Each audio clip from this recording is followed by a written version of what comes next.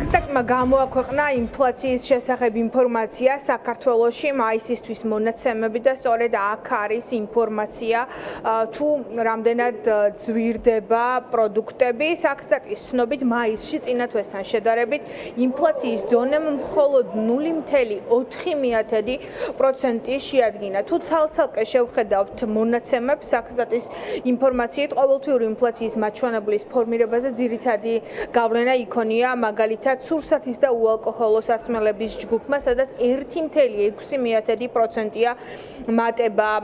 ასევე საუბარია ქვეჯგუფზე ბოსტნეული და ბახჭეული 8.7%, ხილზე და ყურძენზე 8.3%-ით ზრდა. ეს არის მონაცემები, რომელსაც აქვეყნებს სტატისტიკის სამსახური, თუმცა ეკონომისტები ამბობენ, რომ მეთოდოლოგია, რომელსაც სტატისტიკის სამსახური იყენებს, ვერ ასახავს რეალობას, რომელშიც უწევს საზოგადოებას ცხოვრება და ეკონომისტების თქმით, რომლებიც წლებია აკვირდებიან პროცესებს, რაც ხდება ეკონომიკაში, რეალობა ხალხისთვის არის ბევრად მძიმე და მათ უწევთ ფაქტობრივად ყოველდღიურად ცხოვრება და იმაზე ფიქრი თუ როგორ გაწვდნენ გაზრდილ ფასებს, რადგან დახლებზე მათთვის ყოველთვიურად ბევრად უფრო მძიმე მდგომარეობა ხდებათ. ეკონომისტების თქმით, რამდენიმე ფაქტორია გასათვალისწინებელი. ისინი ამბობენ, რომ საქსტატის მეთოდოლოგია ვერ იქნება რეალობის ამსახველი და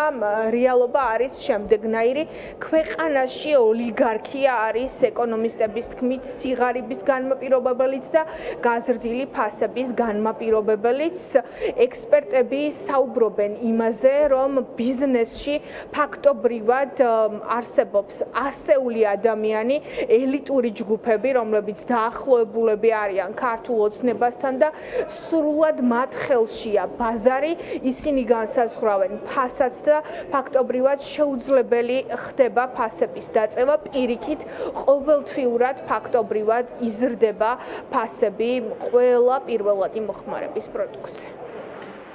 პირველი საქსტატის მიერ შემოთავაზებული მეთოდოლოგია სრულად ვერ ასახავს ამ ყველაფერს.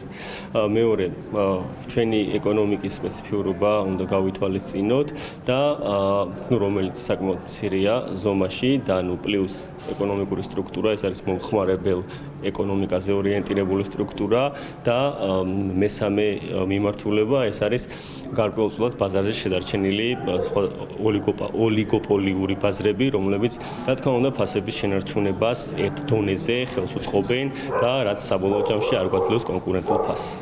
თბილისი არის ერთ-ერთი ყველაზე ძვირიანი ქალაქი ევროპაში. თბილისში უფრო ძვირი არის ცხოვრება, იქნება ეს ტრანსპორტი თუ სამოხმარებლო პროდუქტი თუ ასე შემდეგ, ვიდრე გაცილებით უფრო მდიდარ ევროპულ ქალაქებში. ყველა დარგში არის კარტელური გარიგება, ყველა დარგში არის ოლიგოპოლია ან მონოპოლია. ქართული ოცნების ოლიგარქიულ რეჟიმთან დაახლოებული ბიზნესები მართავენ ყველა პროცესს და შესაბამისად, სადაც არ არის კონკურენცია, სადაც არ არის კანონმდებლობა, სადაც მომხმარებელი არ არის დაცული, იქ ყველგან ჩვენ გვხვდება ერთი და იგივე სურათი. კარგად უნდა გვესმოდეს, რომ ოლიგარქია არის ჩვენი სიღარიბის საფუძველი, ოლიგარქია არის ძვირი ცხოვრების საფუძველი. მათ უნდათ თავისი ცუდი მუშაობა და 1000 მიზეზზე გადაიტანონ და ხალხი გააბრუნონ. პური და სანახაობა ძველი რომიდან იყო ეს პოსტულატი, რომ ხალხისთვის მცირე რაღაცა გადაეგდოთ და გაებრუებინათ სანახაობიდან. მშიერი, ცარიელი მაცივარი, უუფლებო დაუცველი და ამასობაში ტელევიზორში ჩანს, რომ ყველაფერი კარგად არის და ისინი სამართლიანობისთვის იბრძვიან ვითომ ასე ბჭყალებში. ქვეყანა საცხოვრებენ სიცრუეში, თუმცა ეს სიცრუეები მალე რაც უფრო დრო გადის, უფრო აშკარა ხდება, რომ ნათელი მოეფინება ამას. ამიტომ ჩქარობენ, რომ მოგვიჭირონ ეხა ხელი, რომ ჩქარა დაასრულონ ეს პროცესი, რომ შემდეგ მათთვის იოლი იქნება უკვე სრულიად უუფლებო ადამიანების დაჩაგვრა და ბუდიში და ბუტკაში შერეკვა.